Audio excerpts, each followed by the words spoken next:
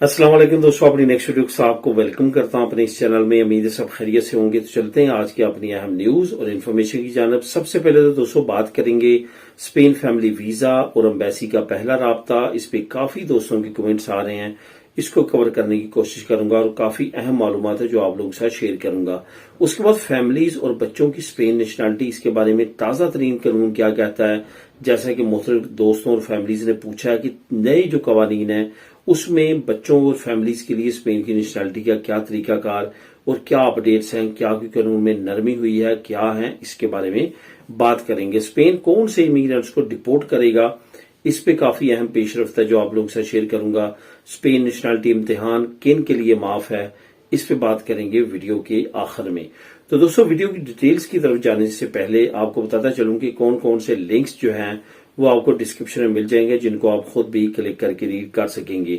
एक लिंक आपको मिल जाएगा स्पेन कौन से इमिग्रेंट्स को डिपोर्ट करेगा, ये लिंक आपको नीचे डिस्क्रिप्शन में मिल जाएगा, जिसको आप क्लिक करके खुद भी रीड कर सकेंगे। इसके साथ साथ जो अहम इन्फॉर्मेशन और तमाम मालूमात हैं वो आपने गौर से सुननी है। वन बाय वन मैं इस पे बात करूंगा और काफी दोस्तों को मालूम है कि इस पे काफी दोस्तों ने कमेंट किए हैं और वो चीज जानना चाहते हैं। वीडियो अगर पसंद आ रही है तो लाइक लाजमी किया करें दोस्तों,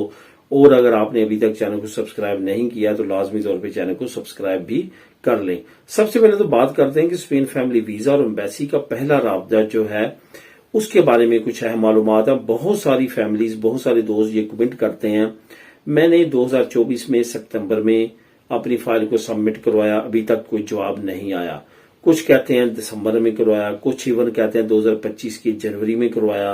तो कोई भी आंसर नहीं आ रहा। यहाँ पे मैंने टाइमलाइन आपको जो बताई थी उसके बारे में आपको मैं बताता चलूं कि जो पहले एम्बेसी राब्ता करती है, अगर आप इंडिविजुअल नहीं है, यानी कि सिर्फ एक बंदे का अगर आपने वीजा अप्लाई नहीं किया, सिर्फ अपने पार्टनर का आपका कोई बच्चा नहीं है, तो फिर ये याद रखें कि तकरीबन एम्बेसी 10 से 11 महीनों में इस वक्त जो है वो पहला राब्ता कर रही है और कुछ केसेस में साल भी लग रहा है। इस वजह से इसको जहन में से निकाल दें कि 6 महीने, 4 महीने, 3 महीने, क्योंकि अब बहुत ज्यादा रश होने की वजह से मुख्तलिफ कैटेगरीज पे एम्बेसी काम कर रही है, वर्कर इतने ज्यादा नहीं है, तो इस वजह से टाइम लाइन जो है वो काफी ज्यादा बढ़ चुकी है। इतने अरसे में वो आपसे पहला राब्ता करेंगे, उसके बाद आपकी फाइल को आगे लेके चलेंगे। अब यहाँ पे बात आती है कि अगर 1 साल से भी ज्यादा अरसा गुजर चुका है लेकिन एम्बेसी ने आपसे कोई भी राब्ता नहीं किया, आप अपना स्टेटस चेक करते हैं, वो स्टेटस वहीं का वहीं रुका हुआ है, तो फिर लाजमी तौर पे उनको मेल, फोन और टीसीएस वालों से भी आप मालूमात ले सकते हैं कि इस वक्त कौन से लोग जो है कितना अरसा पहले जिन्होंने जमा करवाया था उनके आंसर आ रहे हैं, हमें इतना अरसा हो चुका है अभी तक कोई जवाब नहीं आया, तो उसके बारे में वो भी बता सकते हैं। यहाँ पे एक बहुत अहम बात आप लोगों के साथ ये भी शेयर करूंगा कि जब आप अपनी फाइल को सबमिट करवाते हैं टीसीएस के ऑफिस में, तो कोशिश करें कि अपनी जो ट्रेवल हिस्ट्री है आपकी और इसके साथ साथ जो दूसरे फाइनेंशियल प्रूफ्स हैं वो भी अपनी फाइल के साथ सबमिट करवा दें। उससे क्या होगा कि आपकी फाइल का जो टोटल टाइम पीरियड है उसमें कुछ राहत मिलेगी और उसमें आपको जो है वो इतना ज्यादा टाइम नहीं लगेगा जितना कि बाद में वो आपसे मांगेंगे, आप सबमिट करवाएंगे और तमाम प्रोसेस वो चलेगा, उस टाइम की आपको राहत मिल जाएगी। अब यहाँ पे बात आती है कि अगर आपके बच्चे भी हैं फिर टाइमलाइन क्या है, अगर आपका डीएनए टेस्ट भी होना है तो फिर टाइमलाइन क्या है। तो फिर आपने जहन में रखना, अगर आपके बच्चे हैं और आपका डीएनए टेस्ट भी वो मांग लेते हैं, तो फिर आपने जहन में रखना है कि आपने 4 से 5 महीने इसमें ऐड कर लेने हैं। अगर 10 महीने बाद आपका आंसर आया तो उसमें मजीद 5 महीने अगर ऐड करेंगे, 14 से 15 महीने फिर आपके लगेंगे आपका वीजा लगने में। इसी तरह से अगर आपके केस में खुदा न खास्ता कोई मसला निकल आता है तो ये याद रखें कि उस मसले की वजह से मजीद महीने आपके बढ़ सकते हैं। इस वजह से पहले ही अपनी फाइल को अच्छी तरह से जांच पड़ताल करके, जहां पे आपका पहले 1 हफ्ता या 2 हफ्ते लेट होती है फाइल जमा होने में, ताकि वो आप अपना मसला हल कर सकें, वो बेहतर है सिवाय इसके कि कल को आपको जो है वो तमाम का तमाम टाइम पीरियड आपका जाया जाए, जितना टाइम पीरियड आपने इंतरामीते में या उसकी वेटिंग में लगाया है। तो ये दोस्तों अहम मालूमात है जिसके बारे में काफी दोस्तों के कमेंट्स आ रहे थे। اگر آپ کو اس سے ریلیٹڈ کوئی اور معلومات بھی چاہیے تو آپ نیچے کمنٹ کر سکتے ہیں۔ اب دوستوں بات کرتے ہیں کہ فیملیز اور بچوں کی اسپین نیشنلٹی تازہ ترین قانون کیا کہتا ہے۔ اب یہاں پہ میں آپ کو بتاتا چلوں کہ فیملیز یا بچوں کی جو اسپین کی نیشنلٹی ہے اس کے قوانین علیحدہ علیحدہ سے ہیں۔ بچوں کی نیشنلٹی اور فیملی کی نیشنلٹی میں کافی زیادہ فرق ہے۔ ایک بات تو یہ ہے کہ فیملی کی جو نیشنلٹی ہے وہ جو ہے آپ کو ٹائم پیریڈ ایک خاص قانون ہے جو یہاں پہ گزارنا پڑتا ہے، یا ترخیصہ کومنیتاریہ کے بعد لازمی طور پہ گزارنا ہے تو تبھی آپ کو وہ ملے گی۔ لیکن بچوں کا کیس اور ہے۔ بچوں کا یہ کیس ہے کہ آپ والدین جو ہے، والدین میں سے دونوں میں سے اگر کسی ایک کے پاس اسپین کی نیشنلٹی ہے تو وہ بچوں کو جو 18 سال سے کم اور جو اسٹوڈنٹ وغیرہ ہیں وہ 26 سال تک اب لمٹ آ چکی ہے، وہ ان کو نیشنلٹی دلوا سکتے ہیں۔ اب یہاں پہ جو اہم کوشچن ہے وہ یہ ہے کہ نیشنلٹی کے لیے جو بچوں کی نیشنلٹی ہے اس میں یہ جو ایج لمٹ ہے اس کا کون سے لوگوں پہ امپلیمنٹ ہوتا ہے۔ وہ بچے جو کہ اپنے والدین پہ ابھی ڈپینڈ کرتے ہیں، یعنی کہ اسٹڈی کر رہے ہیں، کوئی جاب وغیرہ پروفیشنلی نہیں کر رہے، ان کا رہتا جو ہے اپنے والدین کے ساتھ ہی ڈکلیئر ہوتا ہے، وہ بچے جو ہیں ان کو کسی صورت بھی جو ہے وہ پرابلم نہیں ہوگی، وہ اپنے والدین کے ذریعے اسپین کی نیشنلٹی لے سکتے ہیں۔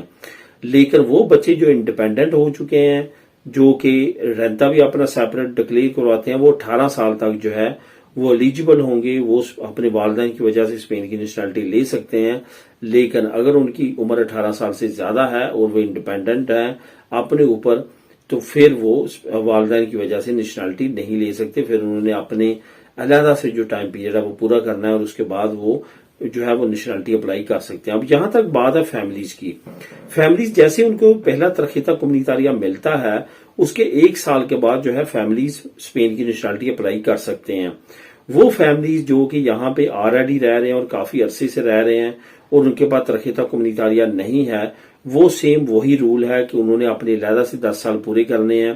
اپنے لینگویج کورسز کرنے ہیں، CCSE کا کورس کرنا ہے، اور اس کے بعد وہ ایک روٹین ورک جو چلتا ہے 10 سال کا، اس کے ذریعے وہ بھی نیشنلٹی فیملیز بھی لے سکتی ہیں۔ تو یہ اہم معلومات ہے جس کے بارے میں کافی دوستوں کے کمنٹس بھی آ رہے تھے۔ اس سے ریلیٹڈ اگر آپ کے ذہن میں کوئی اور کوشچن ہو تو آپ نیچے کمنٹ کر کے مجھ سے پوچھ سکتے ہیں۔ اب دوستوں بات کرتے ہیں کہ اسپین کون سے امیگرینٹس کو ڈپورٹ کرے گا۔ یہاں پہ بہت اہم اپڈیٹس جاری کی گئی ہیں جس کا لنک نمبر 1 آپ کو نیچے ڈسکرپشن میں مل جائے گا، اور اسپین سے امیگرینٹس کو ڈپورٹ کرنے سے ریلیٹڈ کافی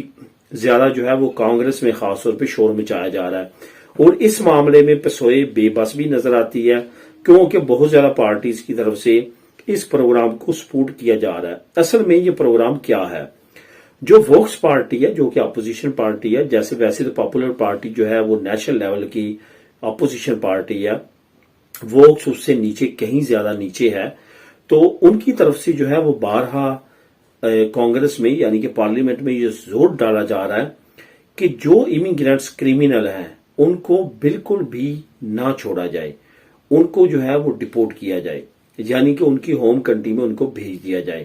ان کے بارے میں کافی اہم اپڈیٹس جو ہیں وہ جاری بھی کی گئی ہیں۔ جو پیدرو سانچیز ہیں جو کہ پرائم منسٹر ہیں اس وقت اسپین کے، ان کی طرف سے امیگرینٹس کا دفاع کیا گیا، لیکن پاپولر پارٹی کی طرف سے جو ہے ان کے بارے میں یہ کہا گیا کہ بے شک امیگرینٹس کا امپیکٹ اسپین کی اکانومی پہ پڑتا ہے، لیکن وہ امیگرینٹ جو کہ کریمنلز ہیں، جو یہاں پہ صرف کرائم کرنے آئے ہیں، کوئی کام نہیں کرتے اور کوئی بھی ملک کو بینیفٹ نہیں دے رہے، ان کو زیادہ سے زیادہ ڈپورٹ کیا جائے۔ ورنہ پاپولر پارٹی نے کہا ہے کہ جب ان کی حکومت آئے گی تو کریمنلز کو نہیں چھوڑے گی، ان کو لازمی طور پہ ڈپورٹ کرے گی، ان کو اسپین میں رہنے کا کوئی بھی کسی طرح کا بھی حق نہیں ہے۔ اس کی ڈیٹیل آپ مزید نیچے لنک نمبر 1 کو کلک کر کے خود بھی ریڈ کر سکتے ہیں۔ آخر میں دوستوں بات کرتے ہیں کہ اسپین نیشنلٹی امتحان کن کن کے لیے عام معافی ہے کہ وہ امتحان نہ بھی دیں تو ان کو اسپین کی نیشنلٹی مل جائے گی۔ یہ آپ نے 2 لوگوں کو یاد رکھنا ہے۔ نمبر 1، 18 سال سے کم عمر کے جتنے بچے ہیں جن کو والدین کی بیس پہ اسپین کی نیشنلٹی ملتی ہے یا ان کو بائی برتھ وہ اسپین میں پیدا ہوئے ہیں، تو 1 سال کا ریزیڈنٹ کارڈ رکھنے کے بعد جو ہے وہ اسپین کی نیشنلٹی اس کے والدین اپلائی کر سکتے ہیں۔ تو یہ یاد رکھیں 18 سال کی عمر تک ان بچوں پہ لازم نہیں ہے کہ وہ اسپین کی نیشنلٹی لینے کے لیے دیلیا دوز کا یا CCSE کا ایگزام دیں۔